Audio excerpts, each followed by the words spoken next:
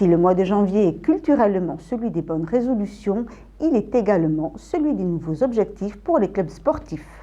À mi-parcours, nombreux sont ceux qui peuvent se permettre de regarder vers le haut du classement et rêver de monter à l'échelon supérieur.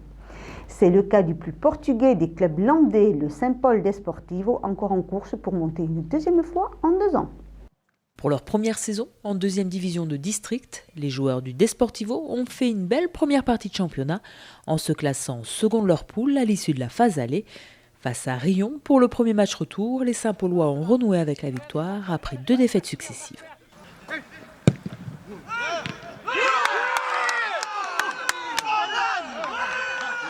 C'était important de gagner ce match parce qu'on venait de 2 défaites. Et alors en gagnant ce match, c'est vrai qu'on renoue avec la victoire et on peut déjà voir un petit peu mieux justement pour monter un peu plus, pour pouvoir monter. Peut-être qu'avec ce match, ça va donner un peu plus de punch pour pouvoir, pour le groupe soit un peu plus soudé et qu'il aille de l'avant.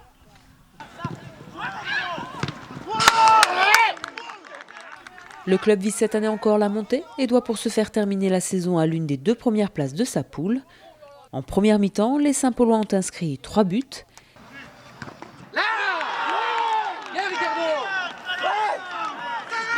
Et en ont encaissé un sur coup de pied arrêté.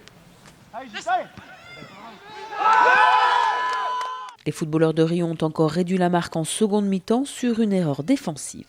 Je pense qu'on était bien. Après, voilà, il y a quelques petits trucs à régler défensivement.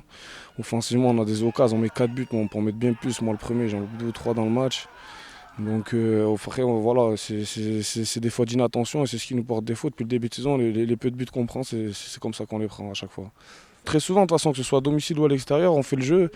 La plupart du temps, c'est nous qui avons le ballon et on prend des buts sur des fautes de concentration. C'est de la concentration, tout simplement. Hein. Comme vous avez vu sur le deuxième but, même sur le premier but, c'est un coup de pied arrêté, ça se voit moins.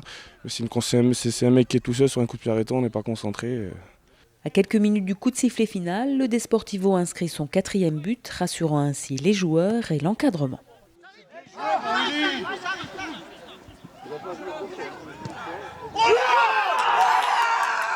Moi, ce que je retiens, bon, déjà la victoire, bien sûr, et puis des actions qu'on a fait en triangle avec des phases de jeu sur les côtés assez rapides.